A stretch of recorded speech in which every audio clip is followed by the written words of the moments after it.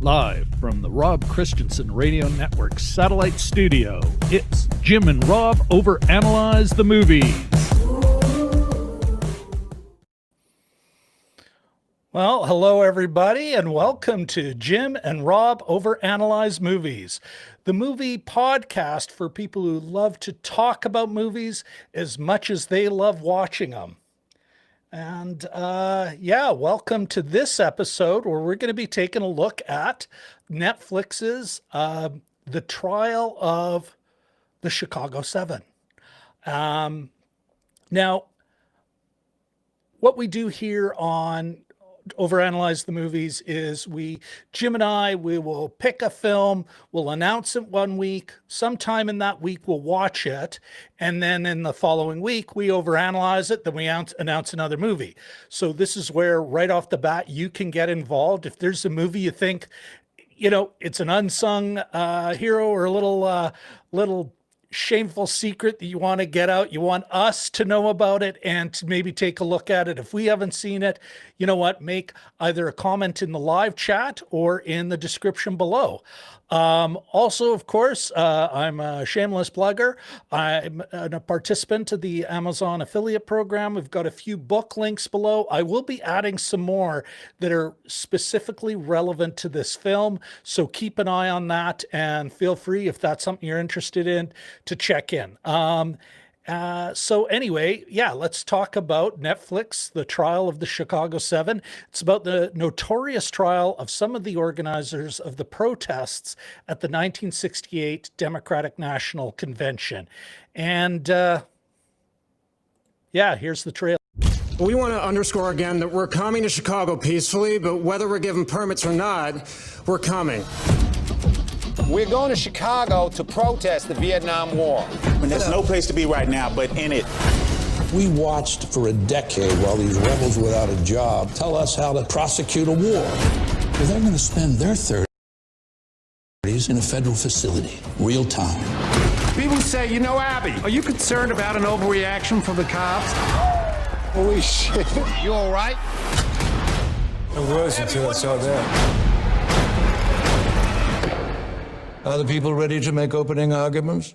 At the defense table, Abby Hoffman, Jerry Rubin, Dave Dellinger, Rennie Davis, Lee Weiner, John Freund, Tom Hayden, and Bobby Seale. These defendants had a plan, and the plan was to incite a riot. I call this portion of the trial with friends like these. My trial's begun without my lawyer. The court assumes you are being represented by the Black Panther sitting behind you. The riots were started by the Chicago Police Department. Sustained. Nobody objected. Jurors 6 and 11, they're with us. Juror number 6 and juror number 11, you're dismissed from this jury. Can you tell us why? Because this is my courtroom. We've dealt with jury tampering, wiretapping, a defendant that was literally gagged. Get your hands off me! You're the first to suggest that I have discriminated against a black man. Then let the record show that I'm the second. When we walked in here this morning, they were chanting that the whole world is watching. If we leave here without saying anything about why we came in the first place, it'll be heartbreaking. Last summer, why did you come to the convention? To end the war. We're giving them exactly what they want, a stage and an audience. Yeah, you really think there's going to be a big audience? This is what revolution looks like, real revolution. We may have to hurt somebody's feelings. Is this prosecution politically motivated? I'm tired of hearing you. It would be impossible for me to care any less what you are tired of. There will be order! We have to find some courage now.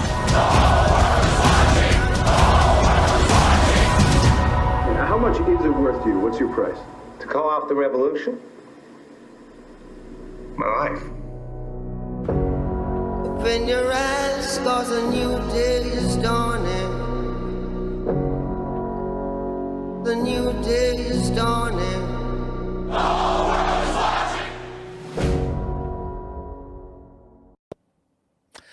There was an actual Abby Hoffman quote. It's actually on YouTube. I've only found it an hour ago. I will put a link in the description or maybe up here somewhere. Okay, before we get into the meat of it, movie like this about a social justice movement or several movements, I think lends itself well to my particular brand of social analysis testing. First of all, does it pass the Bechdel test? No, it does not. Could it have earned a reframe stamp? I don't believe it could. It's certainly, the Reframe organization hasn't announced its 2020 items, but best I can tell, this wouldn't make that cut. Is it class conscious? Is there a class analysis? If there is, it's regressive. Well, I will try and make that argument later. Jim may feel differently. And speaking of Jim, let's give a warm welcome to my protest co-chair, my Jerry Rubin to my Abby Hoffman, or perhaps his Abby Hoffman to my Jerry Rubin, my co-host, Mr. Jim Chaboyko. Can I do the wave for myself? I'll give you a bit of a wave too. How are you, comrade? Peace. Peace. It was nice to get away from the political stuff for 2 hours. You want to turn down your volume, Jim? Yeah, sure. Yeah.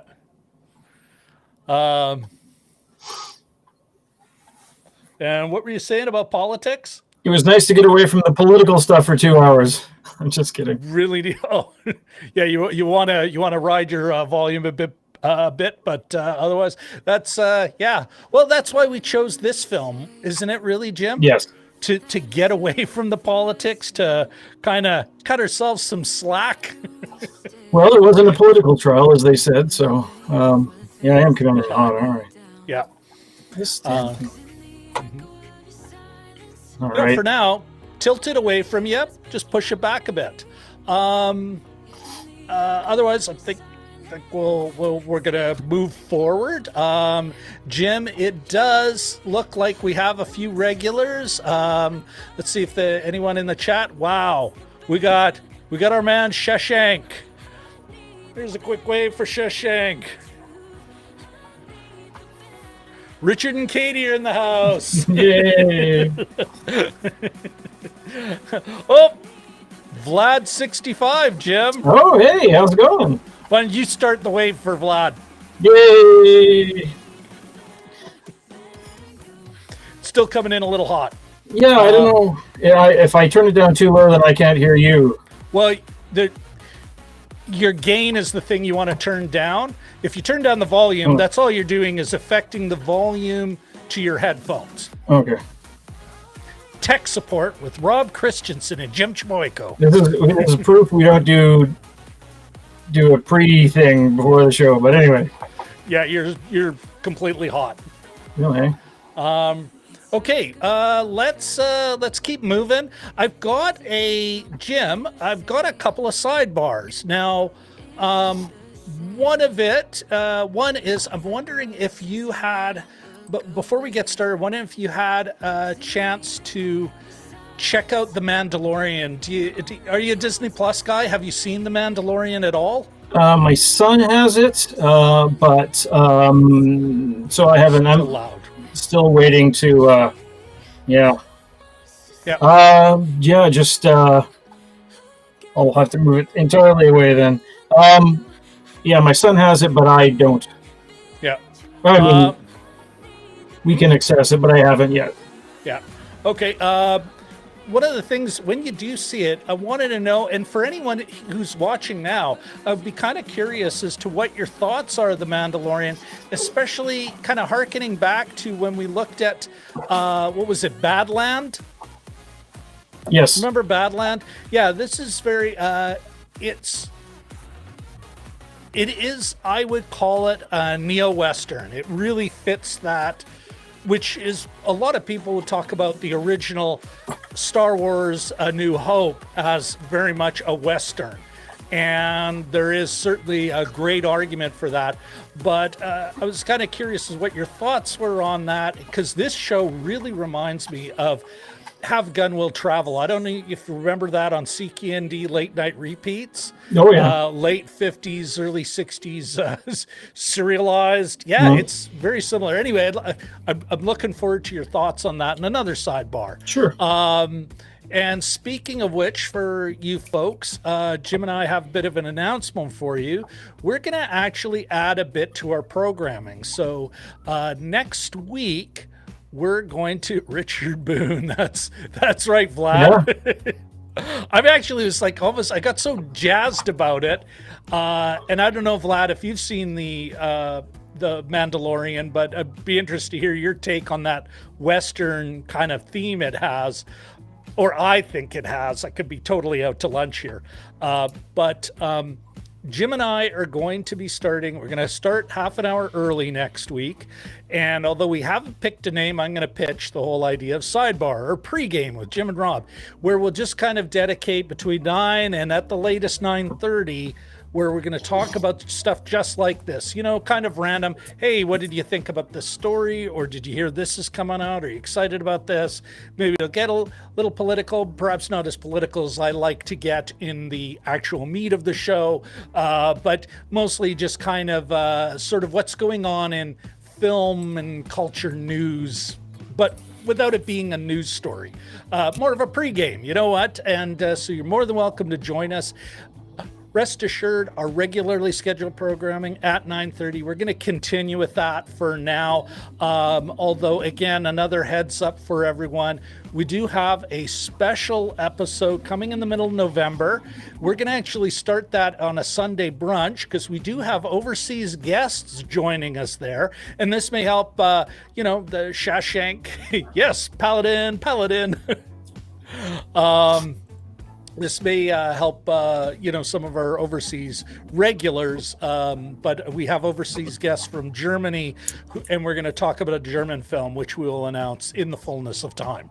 Anything you wanted to add to that, Jim, before we move on to the meat of the show? No, I think you got it there. I'm just still fiddling around with sound and stuff, but maybe just Jim, on that note, maybe take a look at your sound settings, because it really does. It sounds like the gain is to the max, and it could actually be in your sound settings. Like if you look in the little toolbar at the kind of it would be this corner, give or take, in your window. Anyway, while you're fiddling with that, You, sir, are a man after my own heart. I'm sure you have no problem telling us what you think of the movie as you're fiddling with the gizmo. Multitasking. And before Jim goes, in case I got dragged on Twitter for this. But I'm going to tell everyone, yeah, you are in the spoiler zone. So yeah, tell us what you think now that everyone's fully aware they're in the spoiler zone. I thought I'm trying not to speak too loudly. I've got the mic about 2 feet away, but anyway, yeah, I thought it was the best movie that we've looked at so far in the show. I was fully engaged. It's probably not an easy 2 hour and 10 minute, 2 hour and 3 minute with 7 minutes credits, but it's probably not a very easy project. We'll talk a little bit about some of the things later, probably. Some added characters. There was no undercover lady trying to seduce Jerry Rubin, for instance, according to History versus Hollywood. But yeah, I thought it was great. It was sharp, and it's Sorkin seems to do this well. He sets up the actors to hit it out of the park. Like he gave Mark Rylance. I didn't really even make too many notes. I was just writing down quotes the whole time. It was great.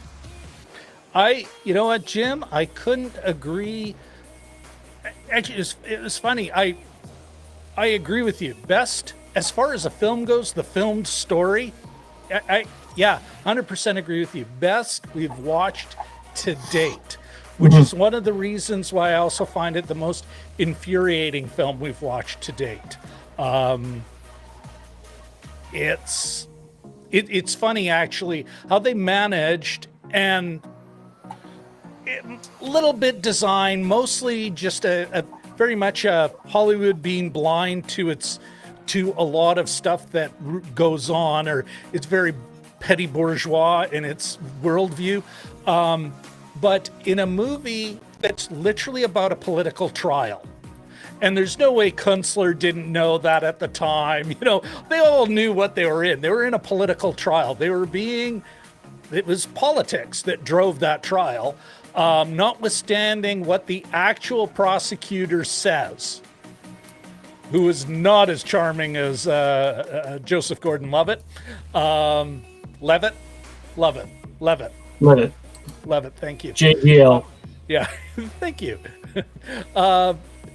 It kind of stripped all the politics away. You'd think that the one bad thing that really was going on in Chicago 2 years after the protests and the riots was there was a bad judge. Even though he's as cartoonishly bad as he's portrayed. Yeah. It's kind of bizarre. But you think that, well, there's our villain. He's gone. All is right with the world. You know, one brief moment with Bobby Seale, and where he kind of gently sort of draws Tom Hayden's eyes to the fact that it's like, you know, I'm being treated differently than everyone else here. You get that. Yeah. And I don't, that would be, I'd say, the biggest. Such a good movie, which is one of the reasons it more infuriates me than it did before. But boy, a good movie, very entertaining. And I'll complain about some of the reviews as well later in the show. That said, yeah, Mr. Sorkin did a solid job here. Although I got to admit, there's a part of me kind of going, it's a trial, like. Its conflict is built in. It's not like, how do I make this kitchen drama work? You know, how do I make these normal people seem weird? And, you know, how can I, it's like, well, no, we kind of know. We had a crazy judge, a bag of, you know, almost comically ridiculous defendants. And a government hell-bent on putting somebody in jail, you know, which was really a direct result of Nixon's law and order agenda, because they kind of manipulated that part of it, and it's like, I don't know, this is I'm not buying this. So I don't know, what do you so there you go. That's my first quick hot take on the movie. And yes, I agree with you, best we've seen yet. If we do a ranking one, this is going to end up in the top 10, I suspect. I'll just say this, and then I'll unplug my mic and plug it back in. But I mean, it was like I said before, he sets up the actor so nicely. I mean, Mark Rylance, I would watch anything that guy's in. He really delivers. That I got a whole page of quotes. I just had to pause the movie, and I just sort of wrote them all down. And then even like every character got good, good lines. Michael Keaton, I love, he's on screen for 5 minutes, and he looks at Tom Hayden after Tom Hayden says, "You got to find some courage." He said, "Yeah, I'll testify." Yeah, and he looks at him, and he says, "Found some." Like zing, and it must be that Sorkin's a generous writer, because he doesn't just set up one guy. It's not like Keanu Reeves and everything points to him. It's like everyone has their part, and it's so nice when they do those little shots where they show especially at the end, the big culmination that shows everyone's face, and everyone's purpose, and everyone's, one's the conscientious objector, one's the sort of constipated WASP guy, you got the two Jewish radicals, and you just all their places, and it was just.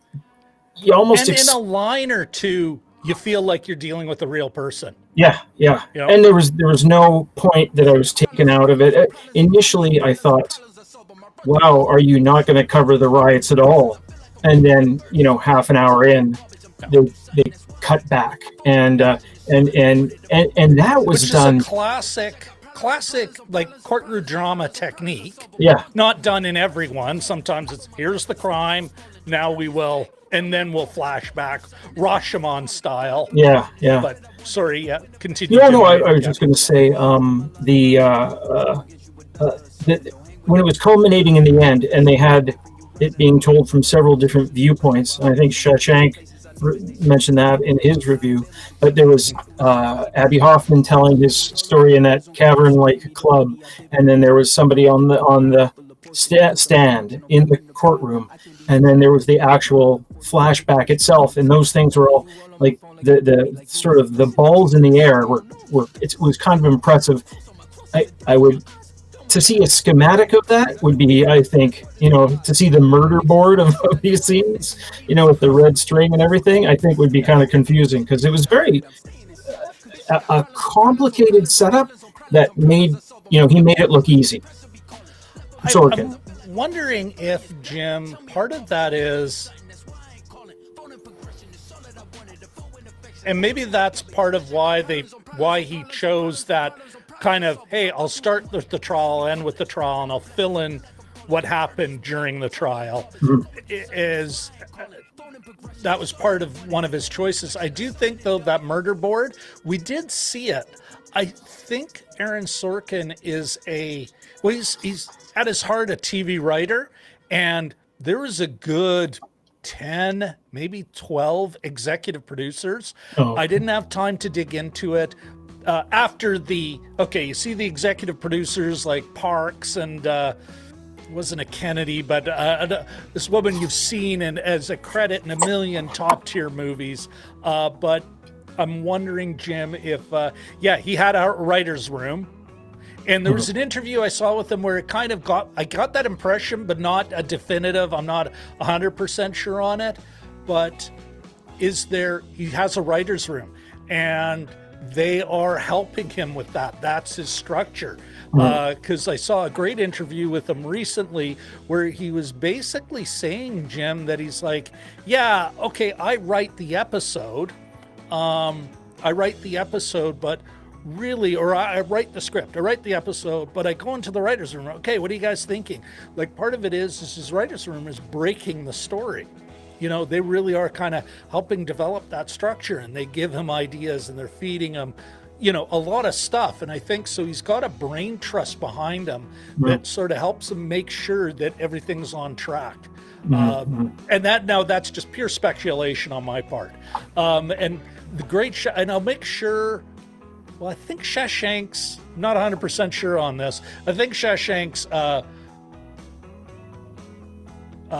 his review, which is a very solid review, is in the description. He definitely would not qualify for my top 10 crap reviews.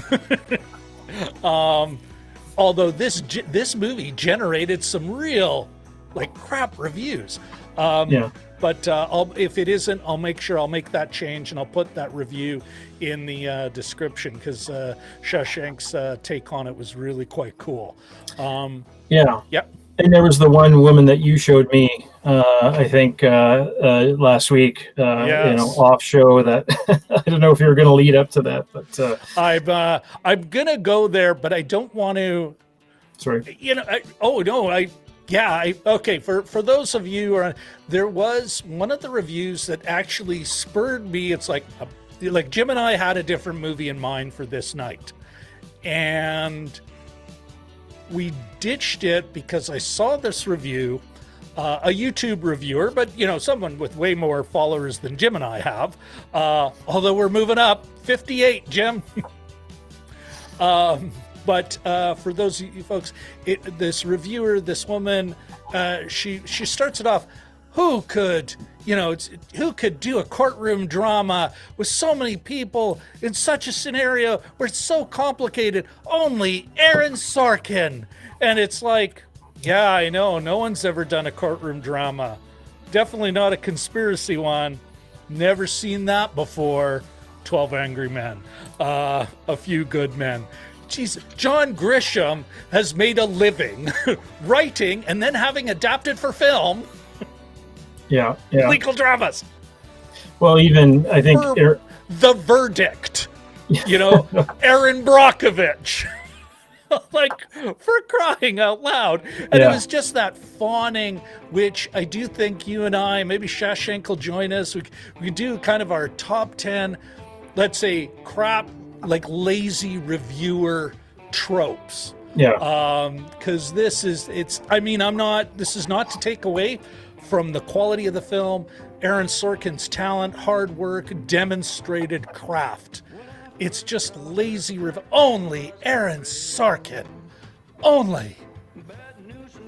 Yeah.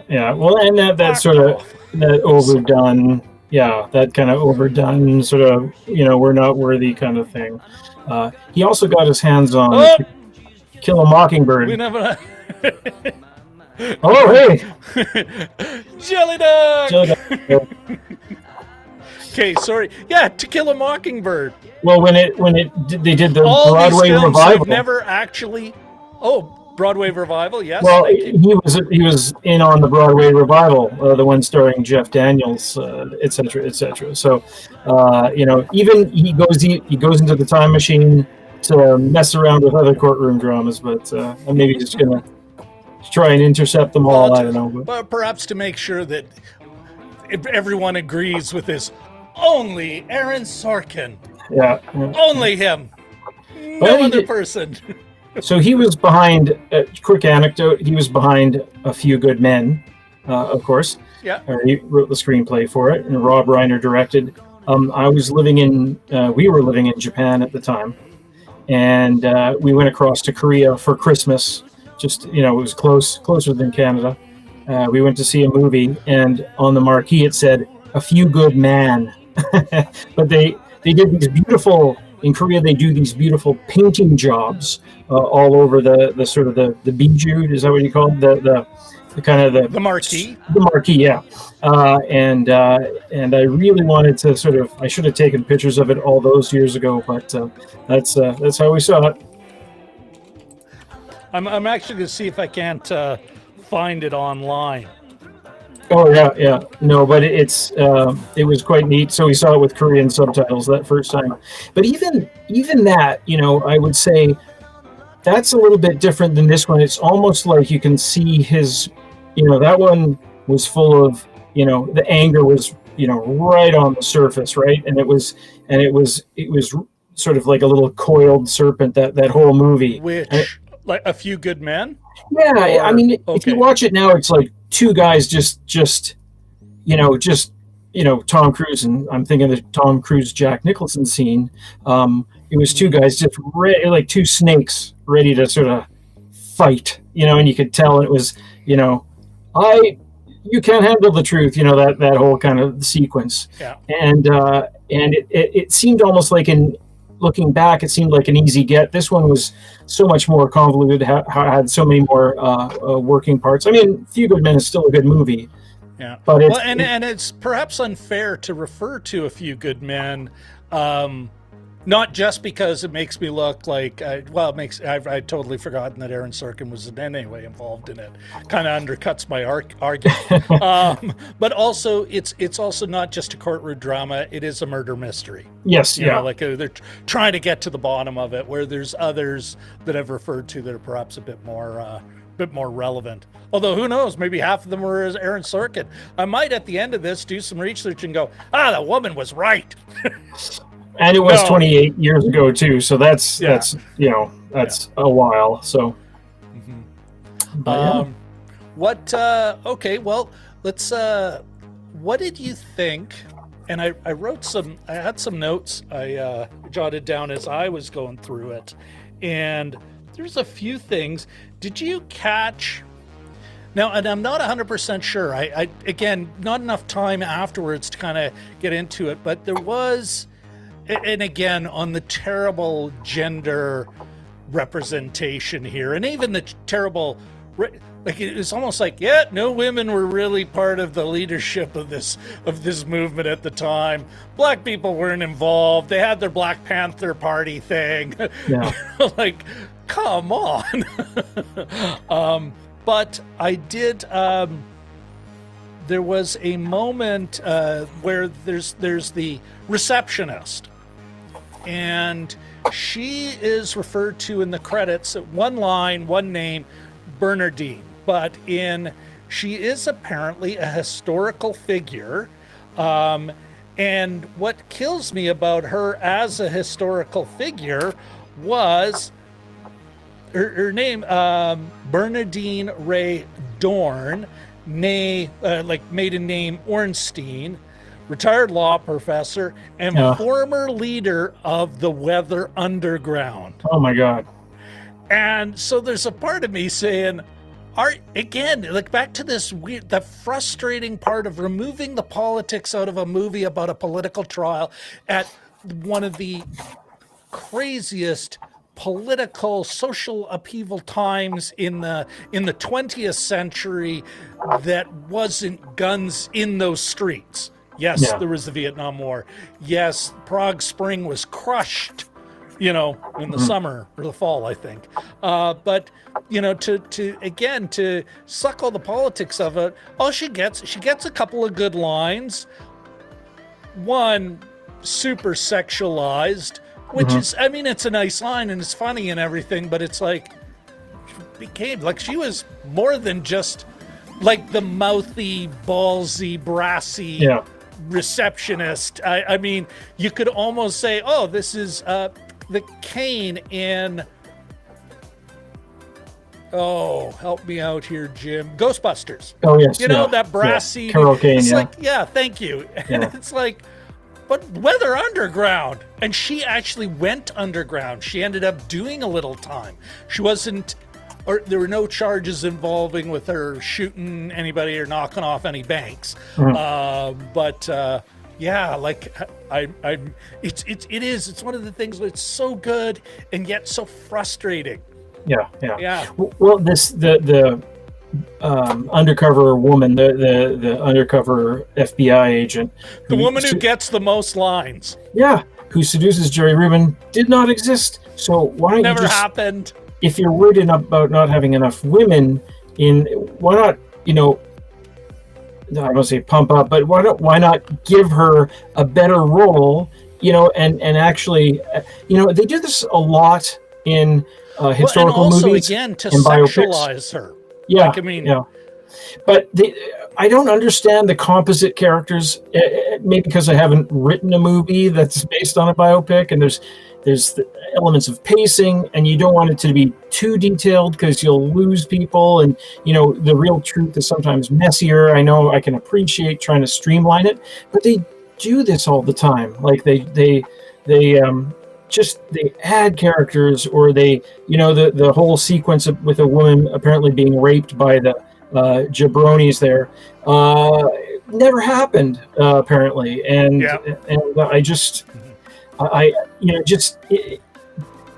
it's frustrating. Just give her a better role.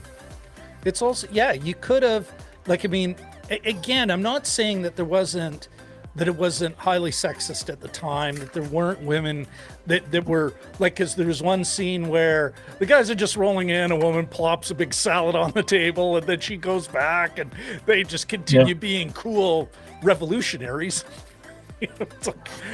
I'm not saying that didn't happen. I suspect it happened more often than any of these men would care to admit now, and so many of them are still alive.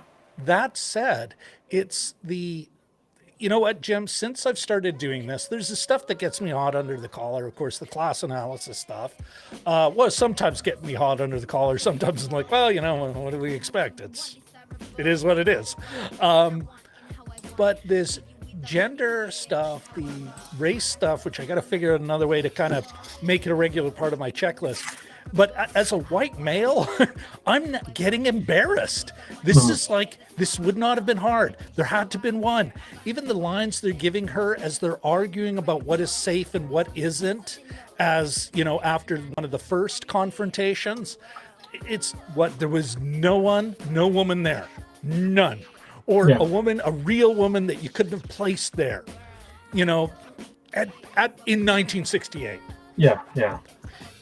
It is. It's one of those moments where you just want to say, fuck.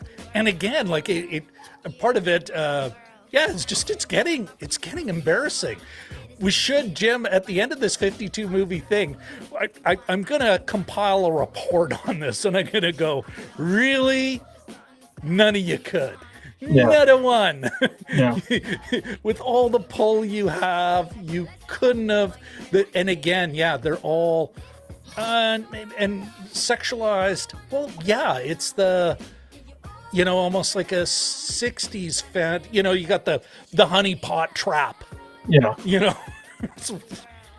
We're going to shamelessly kind of riff on the actual Richard Schultz, who didn't like the movie in parts. What is this, Russia? It's like, I don't know. Check that judge. Yeah, exactly. Actually gagged. Actually, let's also gagged a man. Let's not forget the maid had some lines. Ramsey Clark's maid. So there's that. Yeah. Oh, well, there you go. Which apparently, but is also referring to an anecdote that the best I could find, Jim, maybe you found something else, but best I could find is that did not happen. Okay. I'm not 100% sure, but it was in Slate. So I was like, oh, okay, I can buy this. There's others where there's one reviewer referred to a uproarious and yet dangerous time. Uproarious? Did you watch a sitcom accidentally? What the? Really, it. And this is, I think, all part of this stuff where we're in this postmodern history isn't needed anymore hell, where these events now are becoming, these events are kitsch. They're just a thing to feel another thing, to talk about something else. And we even have it in Winnipeg here, Jim. One of the most infuriating things about and this is local, I think it was in the Free Press. I can't remember 100% though. It could have been the Free Press, CBC, like a local real media, I don't think it was the Metro. They're talking about the 1919 general strike, commemorative ironwork. And the writer, and I was not reading any irony in any of the other piece, so I can only imagine. It's like, They meant it that way, referring. And there is a shout out to Vulcan Iron Works. Like, you mean this because the company that refused to negotiate with its workers kind of kicked off the whole thing? The shout out, Yes. Stuff like this. I mean, I get it. It's always nice to see those references, but I know, like, you've got Little Brown Jug, a non-unionized workplace. It's 1919 beer, a fine beer, but to refer to the general, like it's this thing, the Goodwill, the union, what was that bar? Not the Goodwill, but it was on, like, it's all this stuff that takes these little icons and just totally strips it of all its meaning. A very postmodern thing, and it's part of our postmodern hell, in my opinion. We'll just Let's just I'll raise and wave a red flag now. Well, you can go on about the corporations that have pride event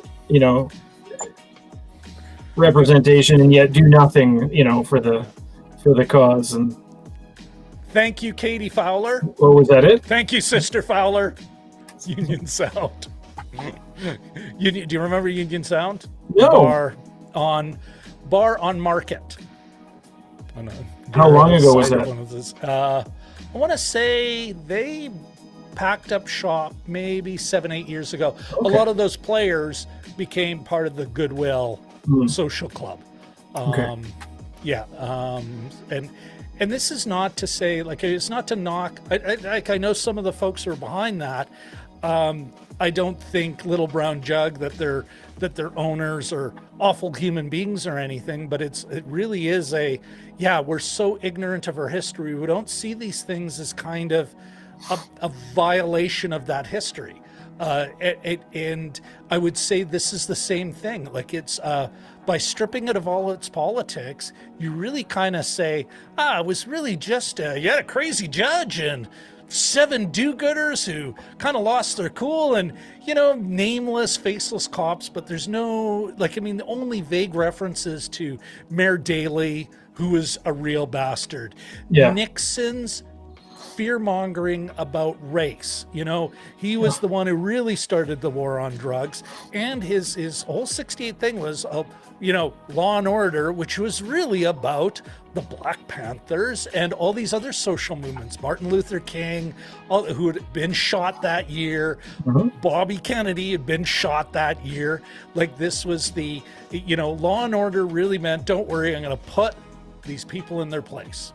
And this trial was meant to do that.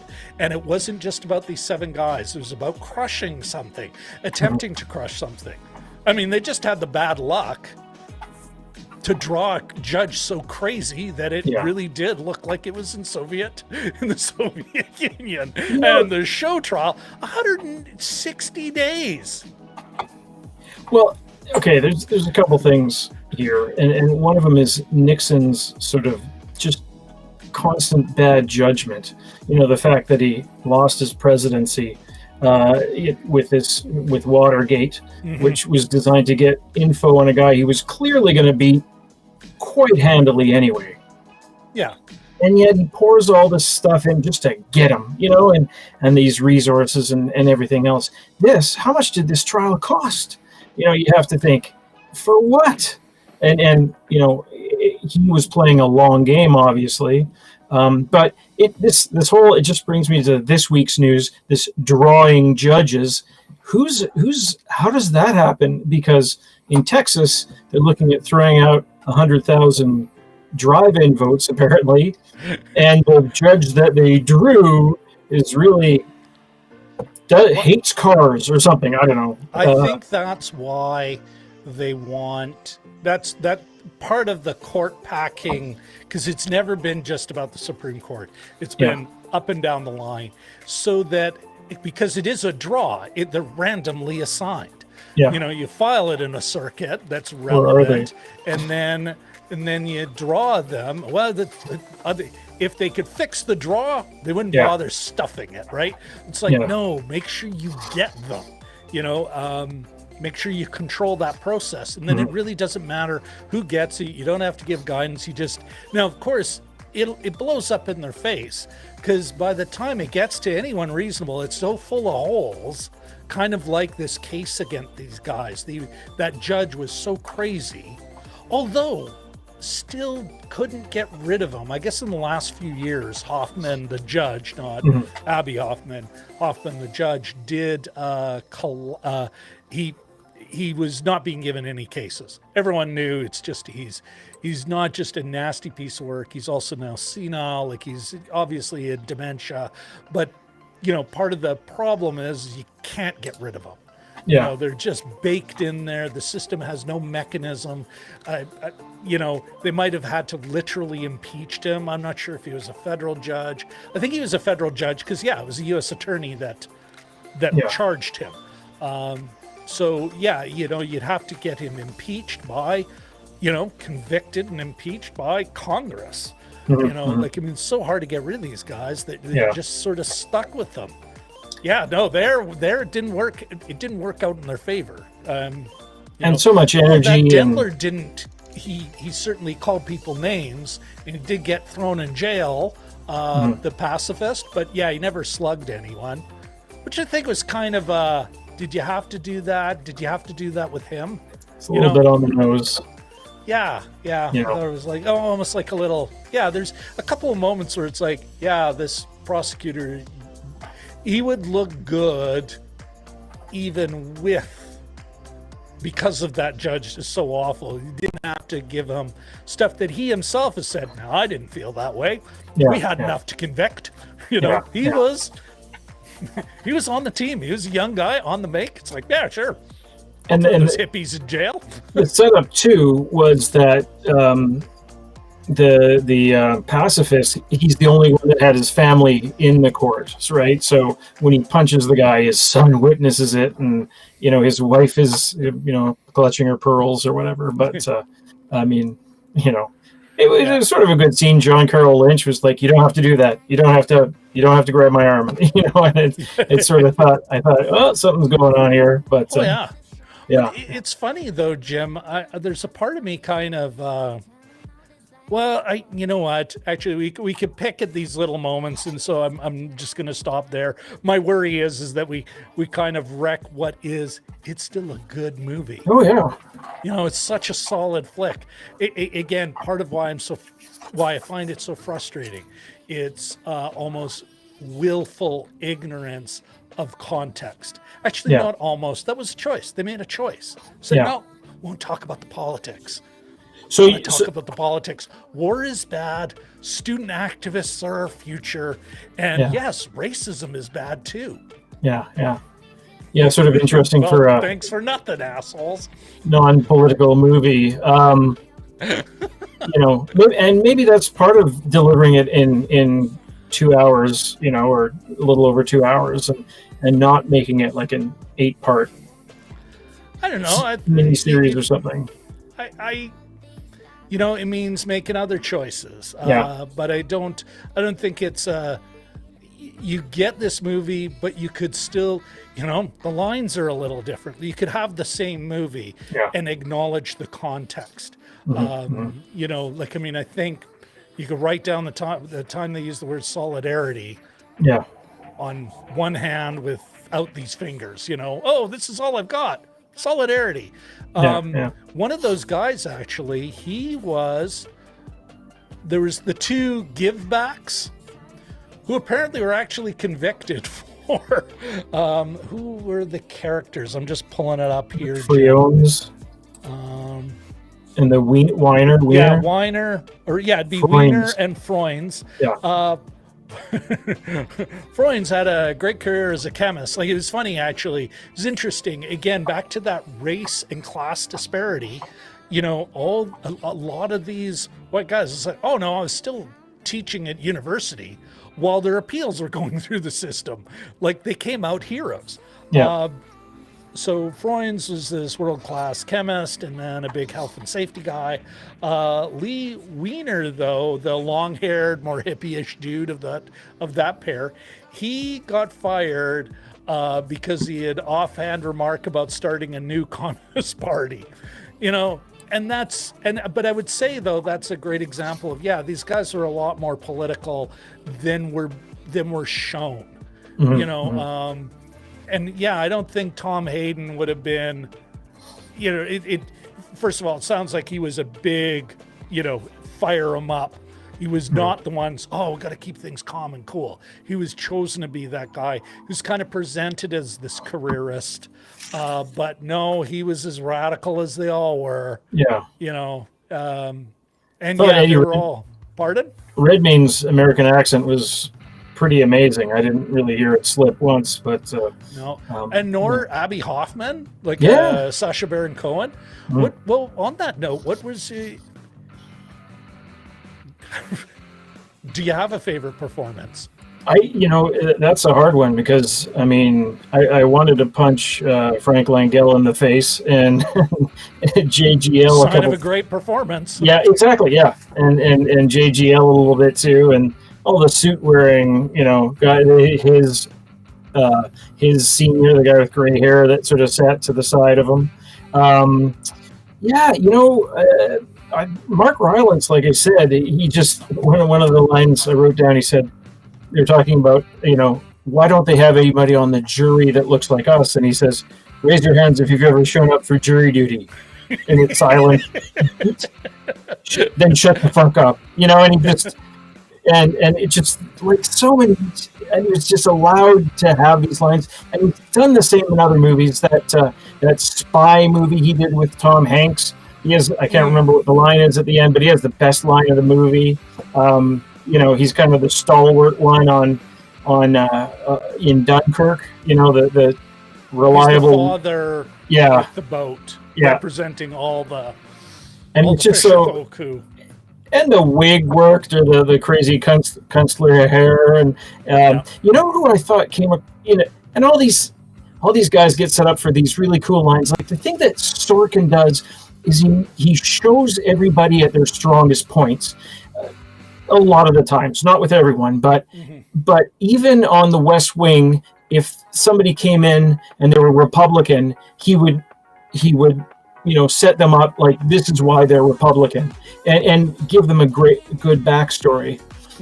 But with this one, everyone was allowed their strengths and weaknesses, their great lines, and he does this a lot, and where he's thoughtful about characters, He's made some choices like not having enough women in this one, for instance. But that's the. Again, but in terms of the characters that he does have, that's why it's frustrating. Yeah. But in terms of the characters that he does have, he just just lights them up, and this just. Yeah, I was very impressed with that one. To that end, I don't know how familiar you are with other Sorkin things, or if you ever watched the West Wing. To me, this really didn't seem. The West Wing, What's that? What's this West Wing you speak it didn't seem like I'm a not Sorkin. very familiar with politics, Jim. You'll have to give me more. Actually, if you have Crave/HBO, they are broadcasting it's already up there. I saw that. Yeah. Oh, you did? Okay, cool. I haven't watched it. I've seen it on. That it's on, yeah. That's right now. Next. I think I've got a nice mean on for Aaron Sorkin right now. Yeah. I'll probably hold until my mean on has dropped a bit. Yeah.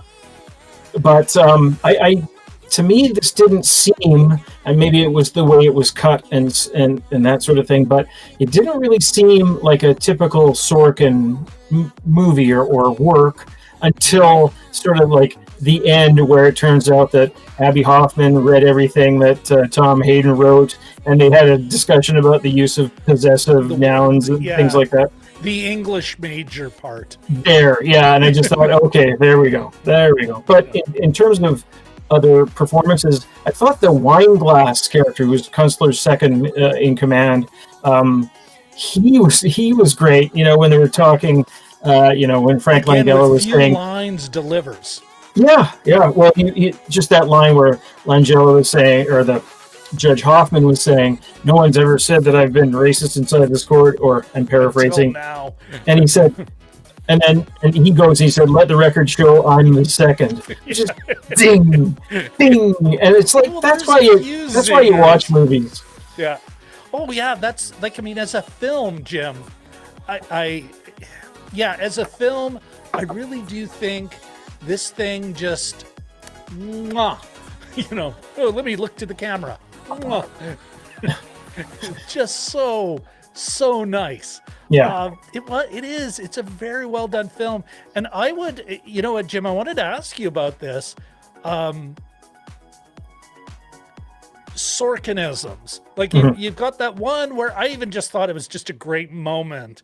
It didn't, you're absolutely right. Like why do you think this didn't feel like a Sorkin film?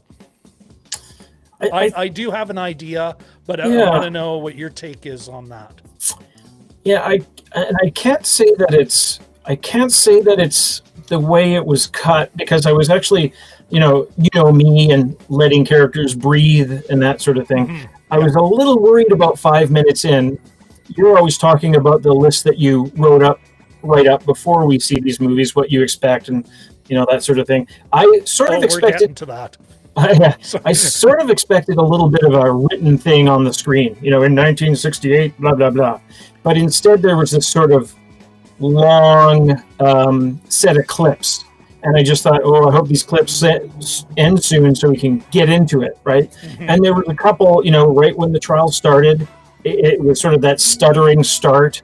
And there was a lot of things happening, and it wasn't quite going. And JGL couldn't present his opening argument because of all the interruptions.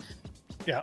Great scene, and long scene. And then there was another long scene. And so, for a guy who's a playwright and a TV writer, that didn't surprise me. But there was just, I don't know, maybe it was just different. It wasn't a bottle episode or anything. It wasn't just set in one place. It had sort of a lot of things going on. I don't know if I've ever seen him deal with chronology in the way that he did here. I might be wrong on that, but it seemed like he was trying something a little different. That's sort of my... I'm wondering if, Jim, it's... is it a function of... Here, let me put myself on the screen. Is it a function of the fact that he's now directed a couple of films, and he's got to think more visually, and so he's now, because he's directing, which is different than from show running. Directing, you're the guy on the spot all the time. Maybe that's why he has all those executive producers, that writers are behind him. They're bringing a lot more classical film writing to the table, and he's also, because he's directing now, he's got to think about the blocking, he's got to think about how it's performed, not just here is the witty lines I will give you as I sit there and watch everything happen under the proscenium arch. And so, like, what do you think? That's just me thinking out loud here. No, that's a pretty good theory. I mean, I haven't seen everything that he's done. He did something called The American President. Was that Michael Douglas thing, I think? And yes. Which I don't really have too much desire to watch, but I do have a desire to actually... he directed it. Okay. I do have a desire to rewatch the West Game was, I think, his first film directing gig. Which one? Sorry? Molly's Game. Oh, yeah. Yeah. That's right. And that was kind of a quick cut one. Like that... That didn't feel like a play. That was like a lot of things going on, and I guess they played with chronology a little bit there too. It's been a couple of years since I have seen that, but it felt a little bit different. Maybe he is getting a little more confidence and sort of handling things in a different way. But I thoroughly enjoyed it. I thought the pace was great. It was just a really good watch. I'd be interested. I saw that it had some box office, which means they've released it in theaters. So I wonder if that's sort of like in this kind of thin year, I wonder if it's going to be an Oscar buzzy kind of film. But I could see. That's a great question, Jim. I could see that happening. Mm-hmm. I could see it. I mean, it's a weak year, and that no knock on. We've seen some solid films, and there's some films you and I just haven't gotten into. I think this is. But I could see, even in its release schedule and everything, how they're going, this is, and it's got all those, it's dramatic performance. Here, this is why it's perfect Oscar bait. Totally an actor's movie, right? Yeah. Here, let me, I demand to be able to look at you. So, perfect Oscar bait movie. About a thing that really happened. About some social injustice where, or about an injustice where good prevails. Actors film, nothing actually, in no way, stripped of all controversy. Like the 1960s, it wasn't just making something up. Curtis Judd is in the house. We got to give him a wave, Jim, just a second here. Okay. Curtis Judd. Hey, Curtis. Anyway, where was I? Oh, right. Yes. Why this is Oscar bait movie. Yep. They stripped of anything really controversial. Because and even with there's not really an anti-police message. It's set in the past.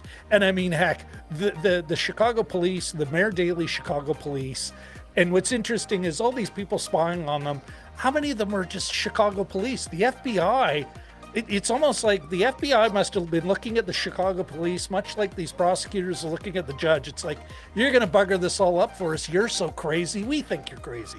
But the Justice Department of the day, until Nixon got in, but up to that point, even they were like kind of going, the police lost control. Lost control of themselves, created the problem that they fixed, and I think that, so for all those reasons, this has got the King's Speech written all over it, Now I think what we need to do, and let's ask the chat,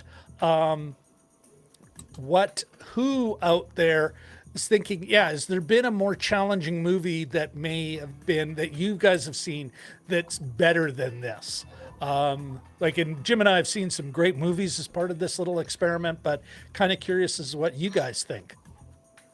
So chat away. Back to the performances though, Jim, was there, if you're forced to pick a favorite, well, heck can you? That's a tough one, eh? How do you pick a favorite? I thought the guy who played Jerry Rubin, Jeremy Strong, I believe. I thought it was kind of neat because they were almost like it was almost like they were a couple of cops in a strange way. Abby Hoffman and Jerry Rubin, they played like partners, right? And they were going around visiting and sort of creating an action chaos. Comedy. Yeah, and they had great chemistry. Or a frat, some kind of hijinks movie. No, it reminds me of, and we've dipped into this, it reminds me of National Lampoon, their shtick.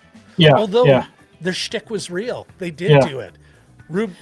Jerry Rubin did, I saw an interview today from 1970 where it's like, wow, you really were a stoner. He had the best line about being at the Academy Awards of protests.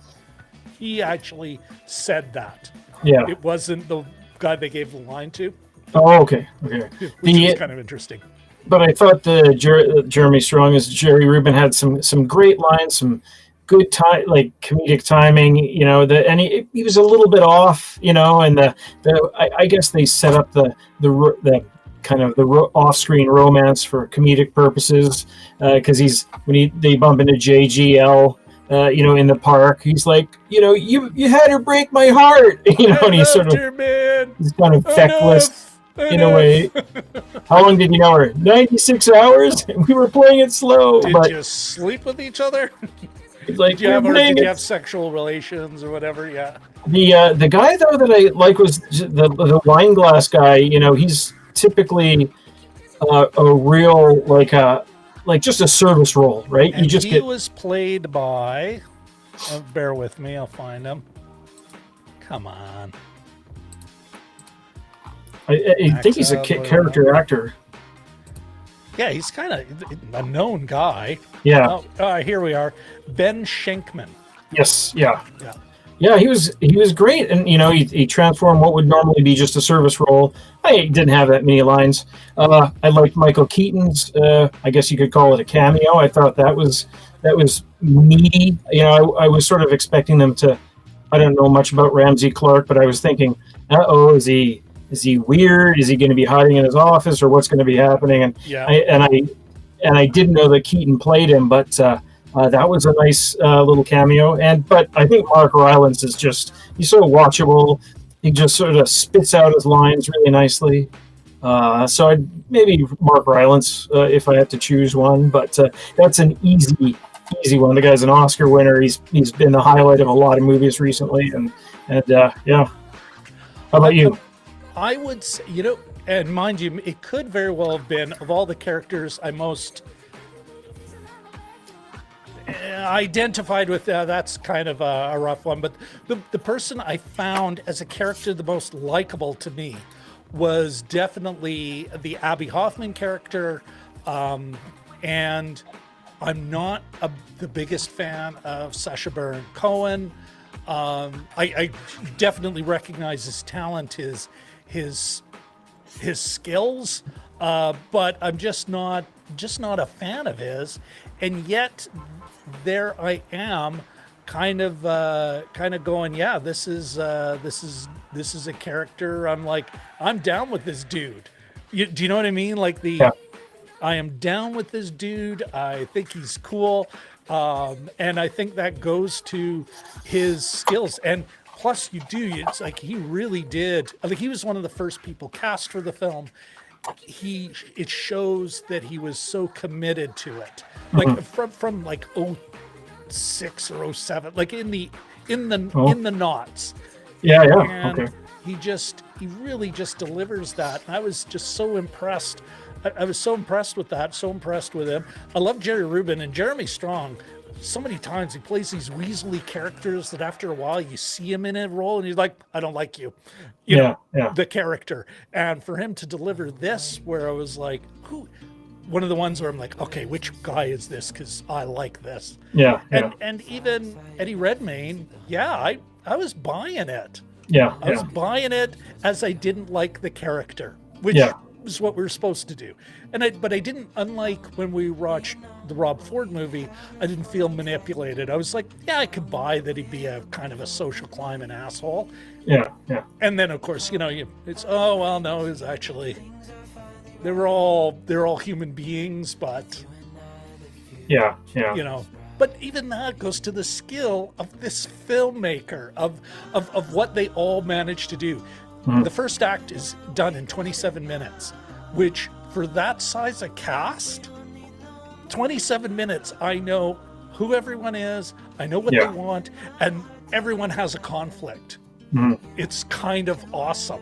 Oh, it is, It is very impressive. And the other thing about Sacha Baron Cohen is the subtlety, like the little sort of the little ripples across his face when when he's in a particular situation, or you just saw it reflected, whether it's disappointment or realization or whatever. Super well handled. He's having quite a month. One streaming service, he's got the big Borat release. Here he's got this. I mean, he's a busy guy, but it was a really good performance as well. I neglected to mention, and Eddie Redmayne too with his.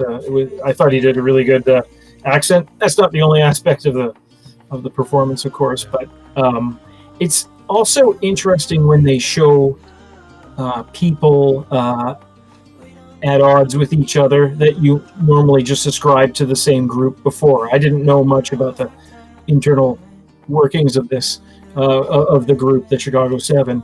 And, you know, there were rivalries and there were tensions and things like that. And different politics, just plain different politics. It was a coalition, not necessarily, you know, it wasn't a homogenous group of protesters, which is, I think, another strength of the movie, too.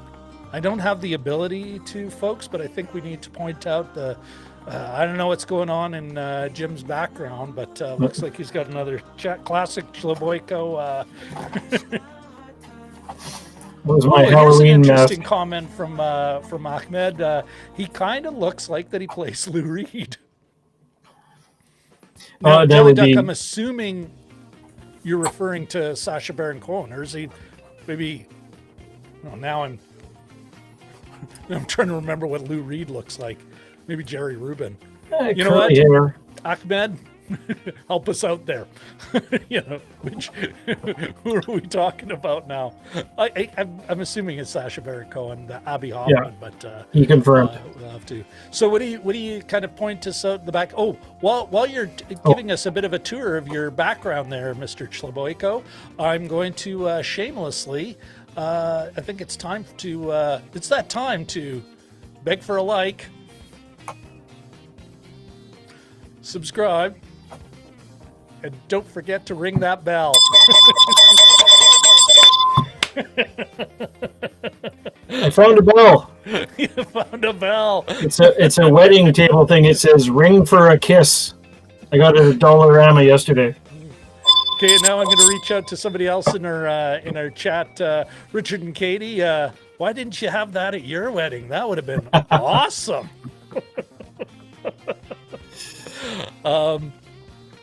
Briefly, so we are, that's who he's referring to, as Sacha Baron Cohen and the Abby Hoffman character and Lou Reed.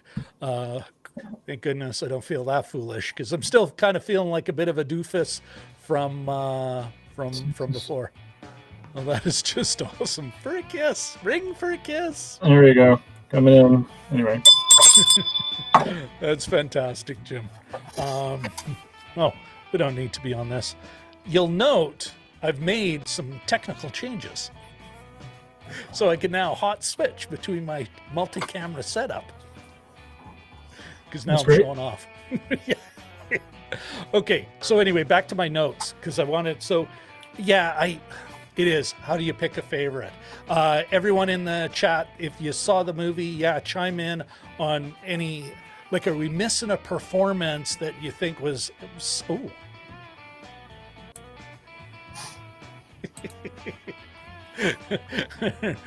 Richard says, disgruntled wedding attendee, we want more bells, less cheese.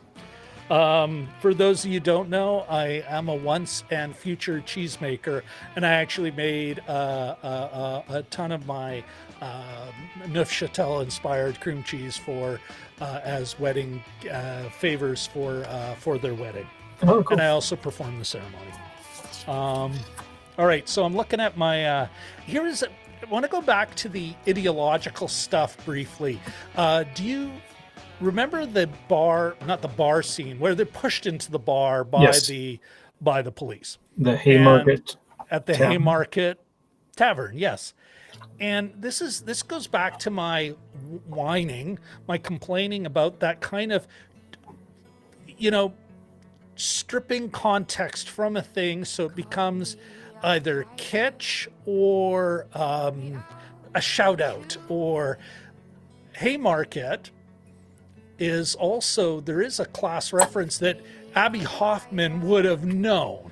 Yes. And actually, my birthday, May the 4th, may the 4th be with you, but my birthday was also the day of the actual Haymarket Massacre, where as part of those Chicago labor organizing in the 1800s that ended up where we have the 8-hour day.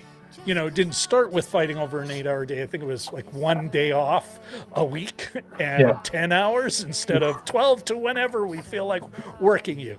But I think, and again, that's, and part of it is like, Abby, like half of these people at least would have known exactly the bar they got pushed into with all the the bourgeois and the petty bourgeois enjoying cocktails watching the Democratic National Convention.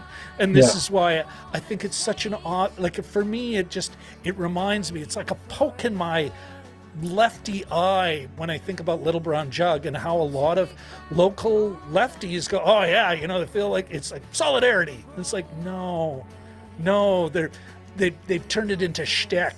Yeah. You know, there's probably some very complicated but very, very accurate but incredibly complicated and rather irritating Marxist blah blah blah on it. But there's my semi-educated rant about that subject. I was surprised that they didn't mention that myself, because I just know it read, you know, sort of just from what I've read, and you know, I recognized the reference, and I thought, oh, they're going to go deeper into this, and they didn't, and I had sort of forgotten about it since. But wasn't there a bombing? I can't imagine Hoffman when he was telling that part in his shtick raising money for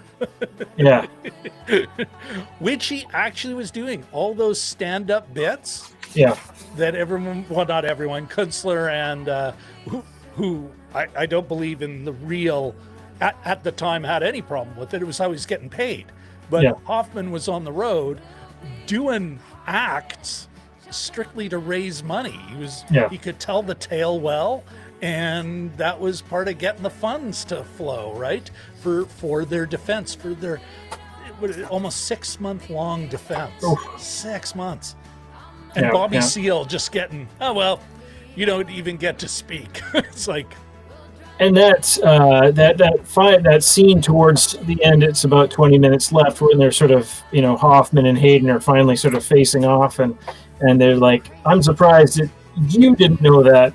And then, you know, the Sacha Baron Cohen's Hoffman throws it back at him. You know, I was raising money. It's something that we have to do. I'm surprised you didn't know that. You know, and it's just like another couple of zing zing, and you're like, this is why I watch movies. You know, and when you think about it, all those zingers, they're all verbal, right? They're all it involves a lot of setup. And it's words, and it's not physical. It's not a punch to end a bar fight. It's and that sort of is, you know, it's obviously an art in itself. You know, where you just sort of, it's all like setting up a punchline almost, I guess. But you know, and they're scoring points off each other, and it's just, you know, that's Sorkin for you. But you don't feel like it's like you're in a play. You know, whereas like you think about Mamet. And that, hey, that always be closing BS is still just some of the best, you know, Glengarry Glen Ross, just a brilliant film, but you just feel you're in a play, or you know, or a television bottle episode. And TVs are just plays. Or TV for the most part is plays.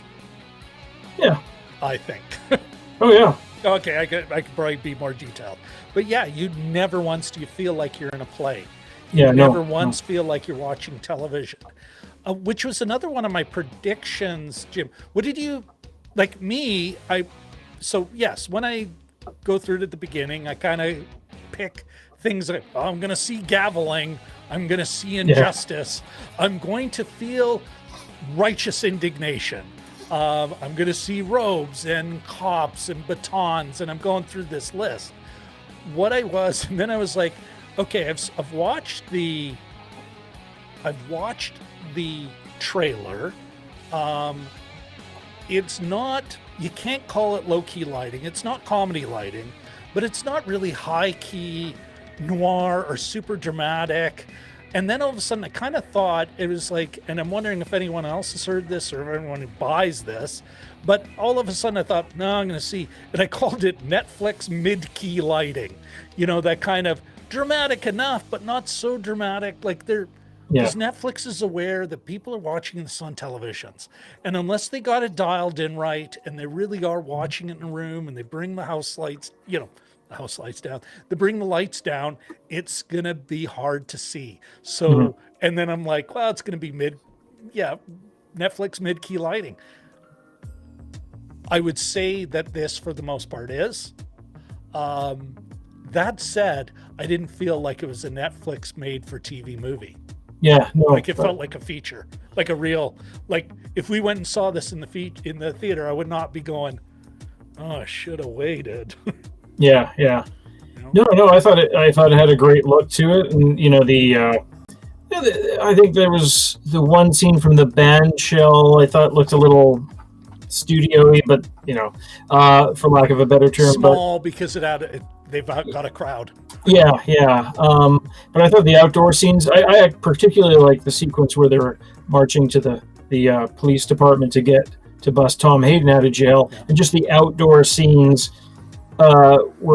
it was just nicely done, and they all had stuff to do, and they were all trying to bounce ideas off each other and starting to panic a little bit, but it was well shot and looked good. And it seemed matched well, or reasonably well, to the real the real footage that they had. Yes. Yeah. Oh yeah. Like it cut well against it, and you didn't feel like, oh, okay, that's what's really happening. Yeah. It felt. Katie Fowler, she says, I agree, felt like a movie theater movie. It did. It had a nice feel to it. Not your let's go to the thing that might end up at the bottom of my list. The old guard. Oh yeah. Yeah. At no time did I feel. Oh well. Yeah. That's enough about me whining about that. 70 million. Remember, 70 million. Somebody owes somebody $50 million.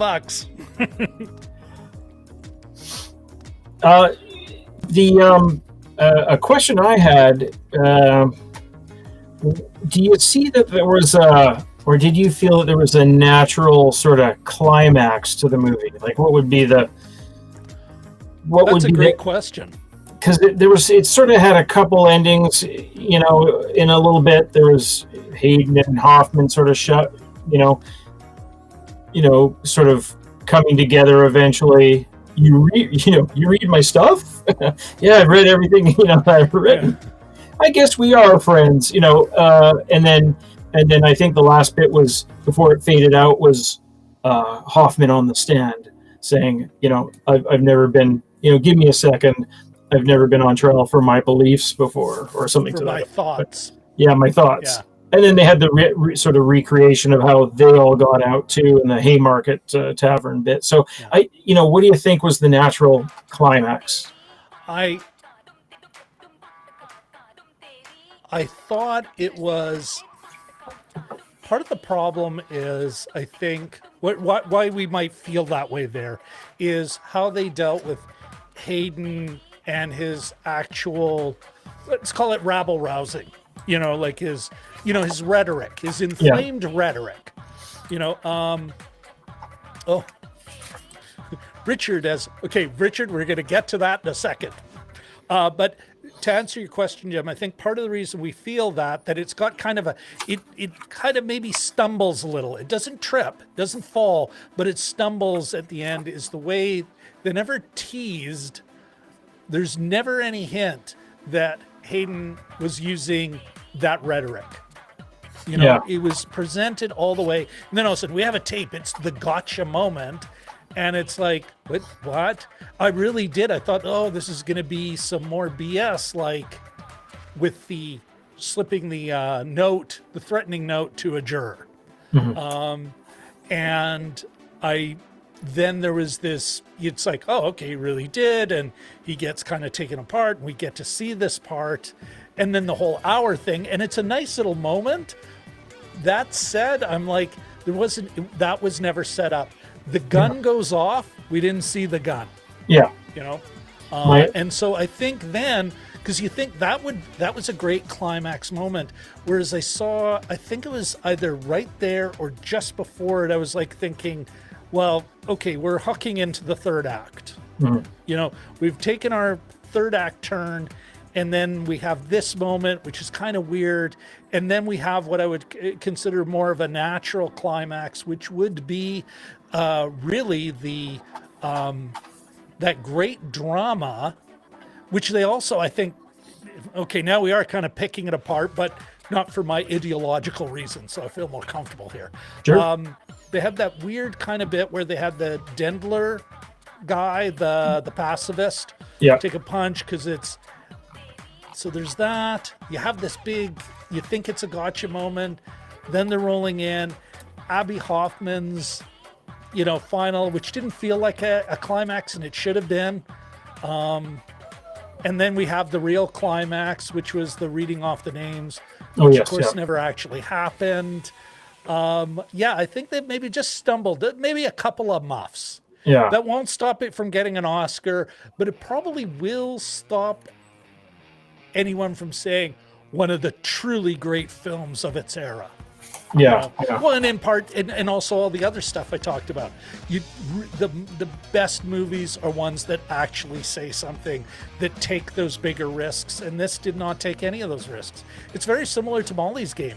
I would actually say this is a perfect. Jessica Chastain, Aaron Sorkin, and Jessica Chastain. They both pick really interesting characters. They pick. And interesting subjects, but they kind of there's a pulling of the punch because Aaron Sorkin doesn't get into the ugly real politics of it. Jessica Chastain, all their characters are flawed, but in a way that you just kind of shrug and you're okay with it. Like they're actors who are far more willing to look bad, and I think Jessica Chastain she likes strong characters, but I think that are in the end weak because they're so strong and their flaw is so kind of okay, yeah, sure. That's really a sidebar. Yeah, well, I went on a tangent there. That's the point. Sure. But yeah, I that's a great question. I never thought of it that way, Jim. But yeah, I think it. Let's get back to the budget for a second because I'm really kind of enjoying this. Richard asks, what was the budget for this movie? And I was going to give him a Homer Simpson shrug, and I'll give that to him now. But we have an answer, Jim, found by Richard. Oh, that's his own question. $35 million. 50% of the old guard, yet 1 billion% better. How many zeros are there? Yes. 10 million% better, I think. Anyway. 1, 2, 3. You are correct. 10 million% better. Thank you, Richard. You get a sticker.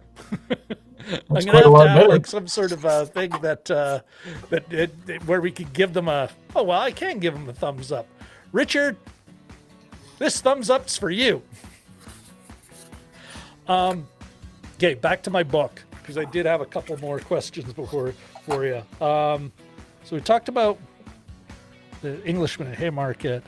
The one thing, it's like, they have the scene with this poor Parks schmuck. Oh yeah, the permit scene. Yeah, the permits. Yeah. The whole permits bit. Yeah. I want to say immediately, because of my former role, it's right up your alley.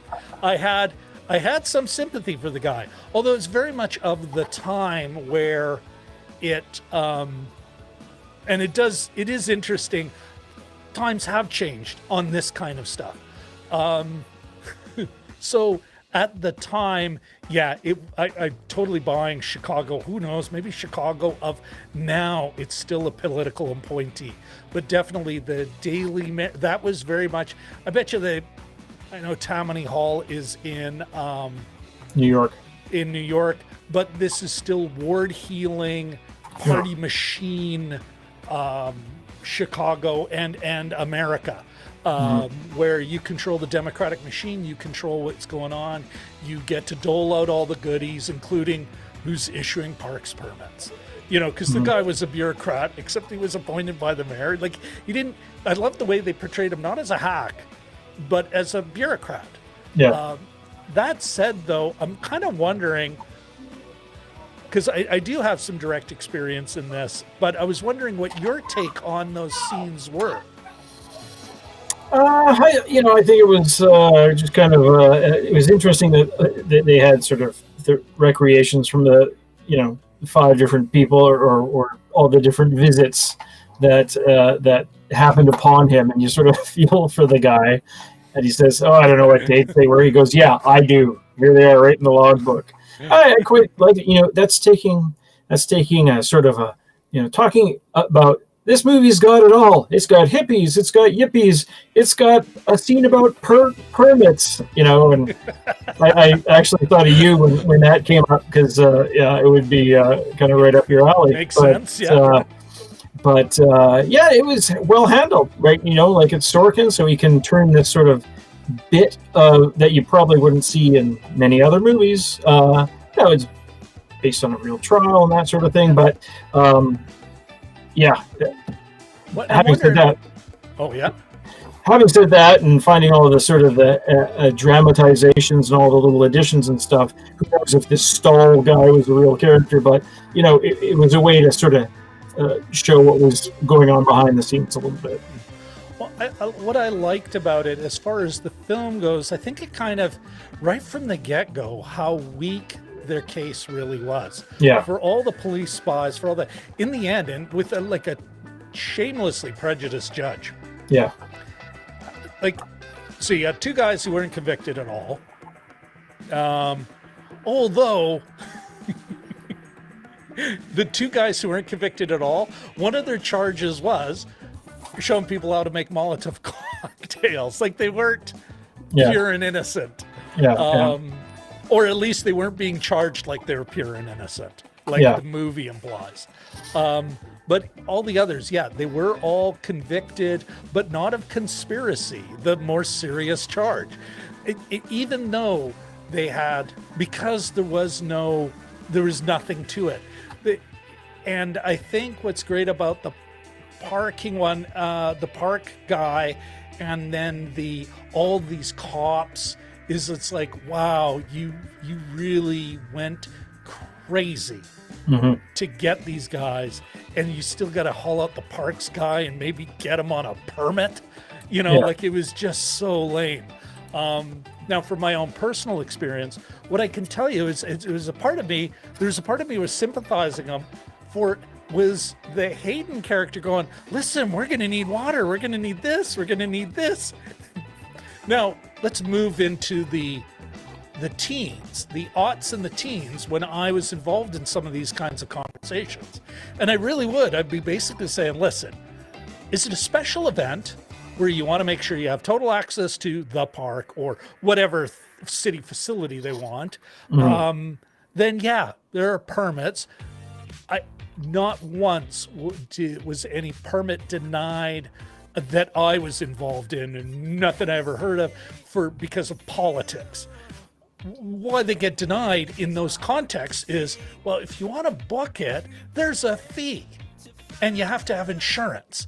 Like these things that it's like, that's what drives the machine. And you want to own it, then you got to pay for it like everyone else does. Well, we don't have any money, we're about freedom. It's like, I don't know, that rinky-dink nonprofit, which is really 6 people who got together to do something about pets, they figured it out.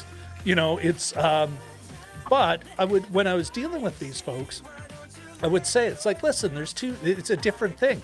Are you formally advising the city that you're going to be exercising your charter rights to congregate, to assemble, to, exercise your freedom of speech? That's a different thing. You're not going to get any city services for that because it doesn't work that way. That's for people who book it and pay for it and are subject to a different set of rules and requirements and standards. But if you're saying this, well, hey, no, thanks for the heads up. I will advise emergency services, and at least, I'm sure it's the exact same thing now. Okay, good to know. Who do we talk to so we can kind of have some order? It was all about the whole focus is on public safety and managing the protest in the same sense of, making sure everyone's safe. And it's just not. If anyone's saying no, it's like, oh yeah, we're not giving that to you for free. Are you just going to march in the street because you're pissed about X subject?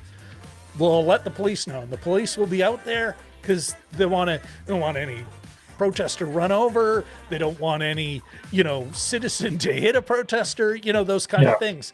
And so the dynamic is fundamentally different. This guy, is it's a different time, right? And a totally different world. And at the same time, but at the same time, there's Hayden and the Rainey, that character. And it's, well, we need these permits, we need this, we need that, and we need these services. And there's me traveling back to a few years ago and, you paying for that? Yeah. It's not what he was thinking. He's like, what do you mean public fornication and all this other stuff? All I'd be thinking is like, okay, well, here's the form. Yeah. Where's your money? Because Exactly. this isn't for free. We Yeah. charge everyone else. It's only on a cost recovery basis. If you don't think you should pay, take it up with the council. Not my problem. Yeah. It's like, and that was more, that's where I really sympathized to it, because I'm projecting my own experience where I'm like, if you protest. If you want permission, you pay for it and you follow those rules. You can't have both. And Hayden was presented as the guy who's like, well, I want to do everything right. I just want it all for free. And, it was only when he's like, hey, we're not permits or no permits, we're coming. That was like the modern bureaucrat in me. I could respect that. Yeah, yeah. And you can easily tell everyone, inform all the relevant parties. It's like, they're coming. You maybe want to get on that.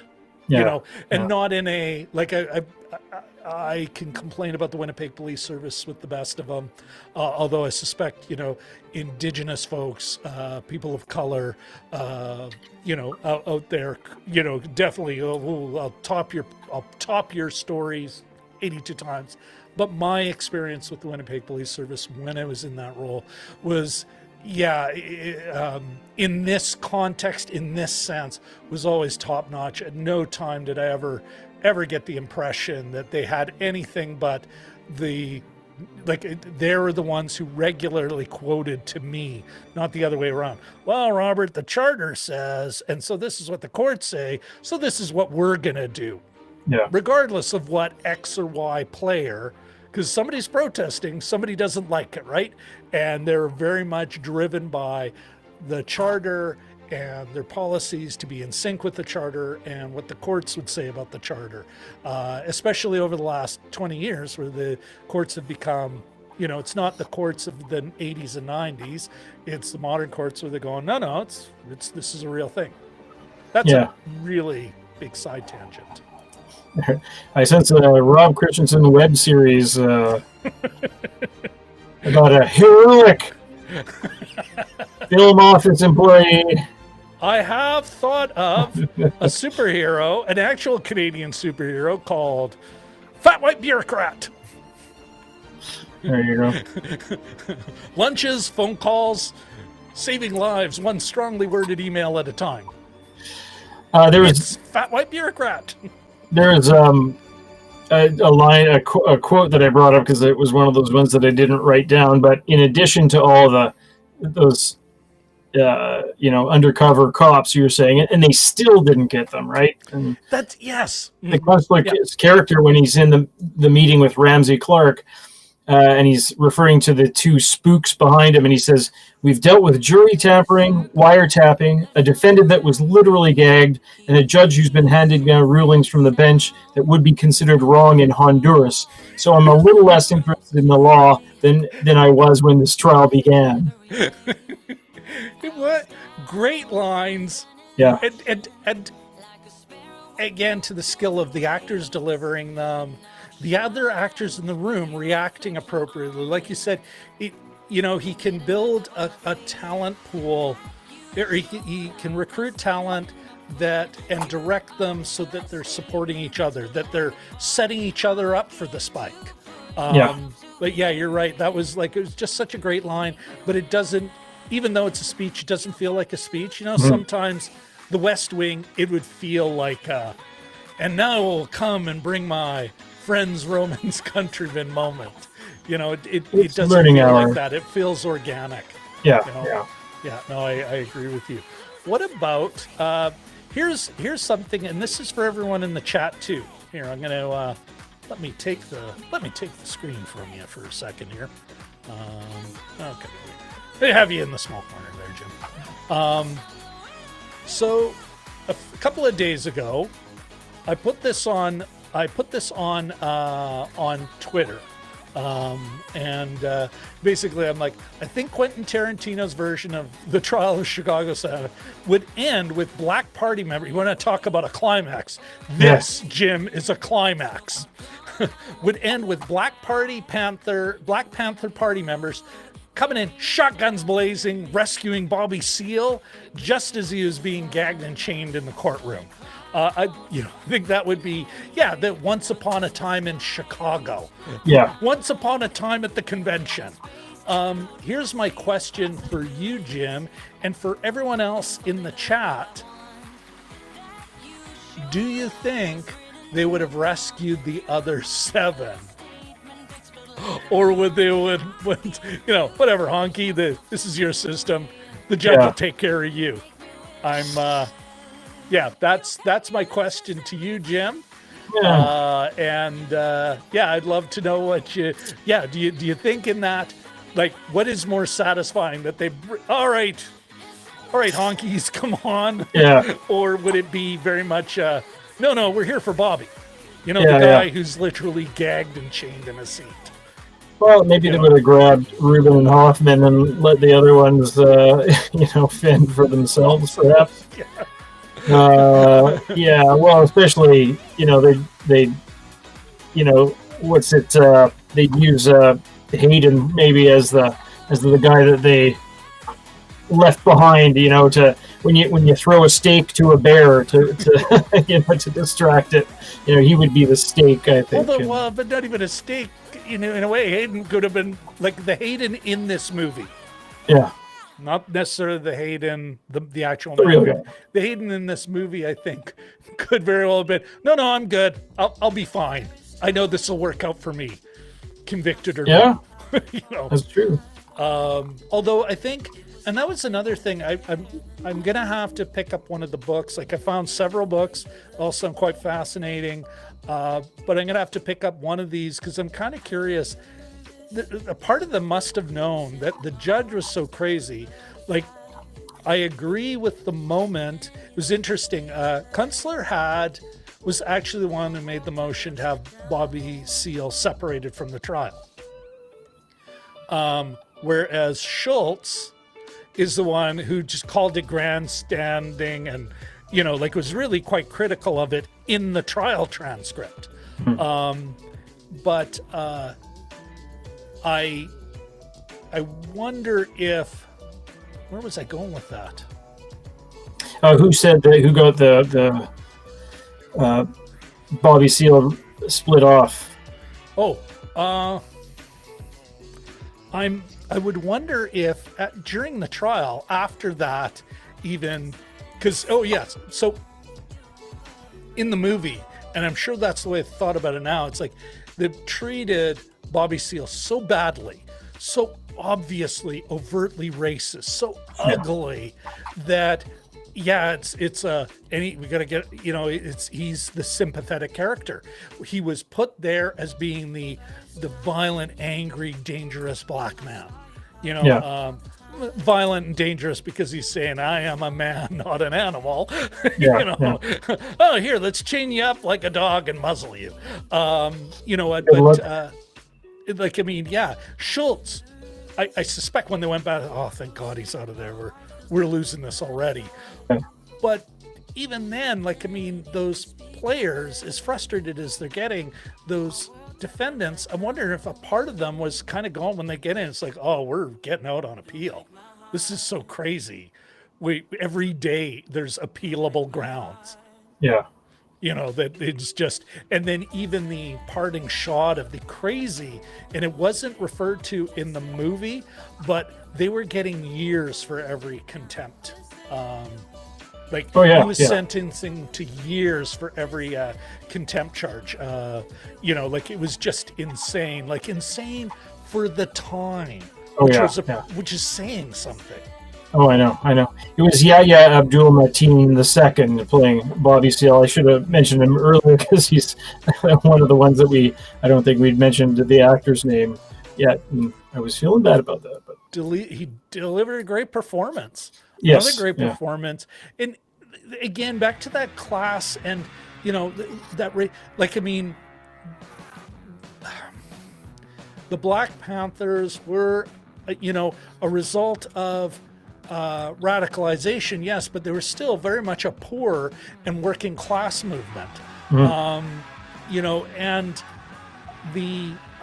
again, a thing where they're almost like he's almost like this kind of neat bauble they have in the movie, again, just to show how terrible the judge is, and to make the prosecutor look good when the actual guy was not that guy. He was not a good guy. Sort of reminded me of the Rod Rosenstein character in the Comey Rule. Yes. Yeah. Richard says here, this is a good one. Somewhere in the middle, rescue Bobby, then tell the others, you guys might want to run.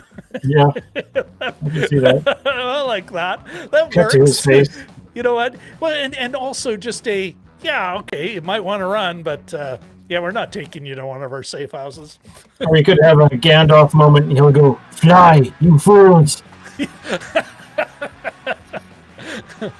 Yeah, I suspect the Black Panthers, there was no Black Panther that was going to hold that bridge so 7 white guys could get away. Yeah, no. It's like, that would not be in keeping with their general policy ideology. So, yeah, but I do think, not a missed opportunity. Again, just part of the stripping of it, to not talk about the Black Panthers in anything other than like quick reference. A quick reference, and yes, there I'd say they got short shrift. The only character there who I think got a pretty solid was that Hampton. Yeah. But yeah, mind you, maybe I'm going too far there. Well, which is interesting because I was going to mention, I sort of remembered something about Hampton. There's actually a movie in development about Fred Hampton. And oh, really? Yeah, and apparently Daniel Kaluuya is playing him. Really? So yeah. Where do we know him from? Well, he was Get Out, and he was in Black Panther. He was one of the sort of the rival tribes chiefs in Black Panther. The guys in blue, you know. Yeah. I can't remember what they all had sort of. Him in my eye. Yeah. And he's been around. You'll have seen him in something probably, but yeah. Well, listen, I think Jim, you know what? I'm going to encourage everyone in the chat, and we're still 4 strong, which is kind of awesome. We've had a good show tonight. I certainly got my blood up.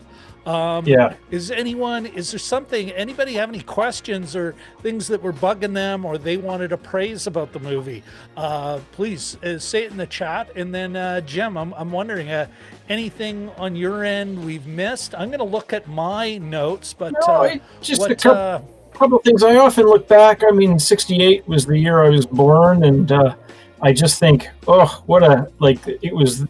it was the then version of 2020, I think. It was just with Martin Luther King and Bobby Kennedy being killed. I just thought, man, what a horrible year for the states. And at the same time, I think the year before they had, put a man on the moon. It was 1967, unless I'm wrong. Or was it 1969? 1969, but 1969. 1968, one of the things that did happen on a upbeat kind of thing was Apollo 8 went around the moon. Yes. Okay. Gotcha. So yeah, I always get those 2 dates mixed up because I wasn't conscious really. But yeah, so 1969. But it was right around that time where going to another planet is kind of a big deal for humanity, or a satellite anyway. But meanwhile, they were fighting in Vietnam, and they were, the country itself was going through hell, and there was, just that decade, there had been all kinds of race riots and cities burning, and, it wasn't a Star Trek thing, like they had their act together, and then they decided to explore space. It was a messy place and a messy time, and man, 1968 must have ended hopelessly. And it was the year, of course, that they elected that ghoul Richard Nixon.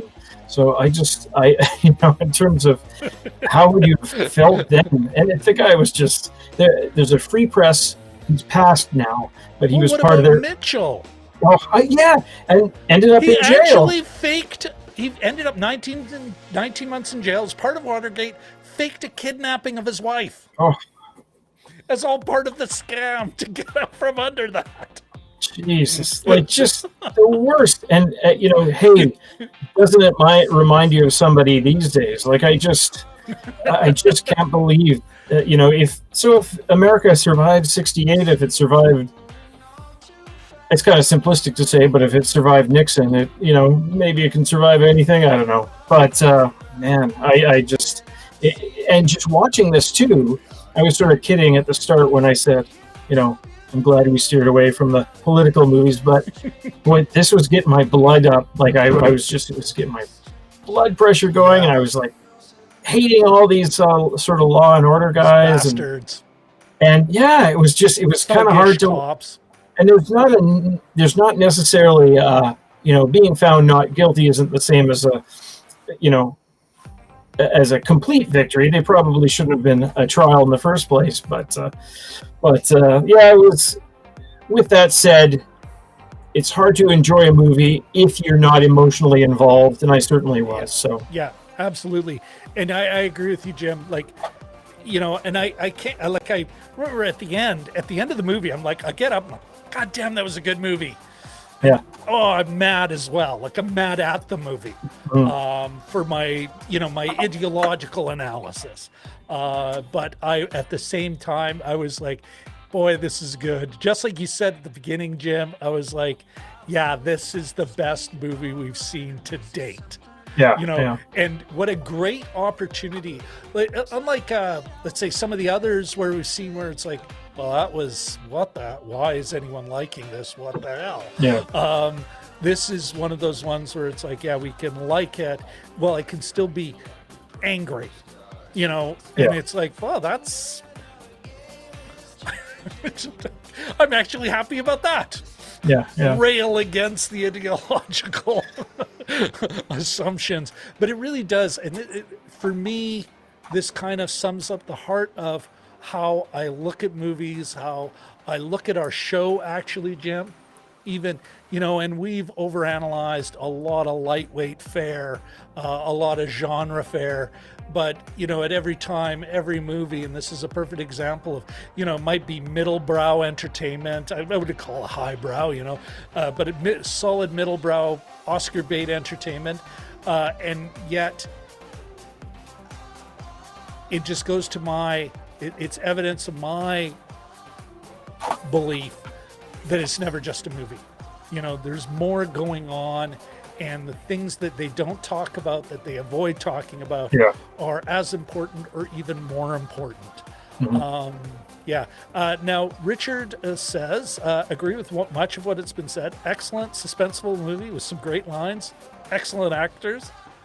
It kind of. What did you say, Jim? Before it's like, this is why I watch movies. Yeah. Just the and there was a number of those moments. Yeah, where it's like, boy, that's good. Man, right on. Yeah. Exactly. Yeah. What? Just a sec here, Jim. I'm looking at my shtick here. Oh, fudge. Nuts. Yeah, I can't. Oh well, I can't. I don't know. I don't have anything. I mean, as far as final thoughts for me,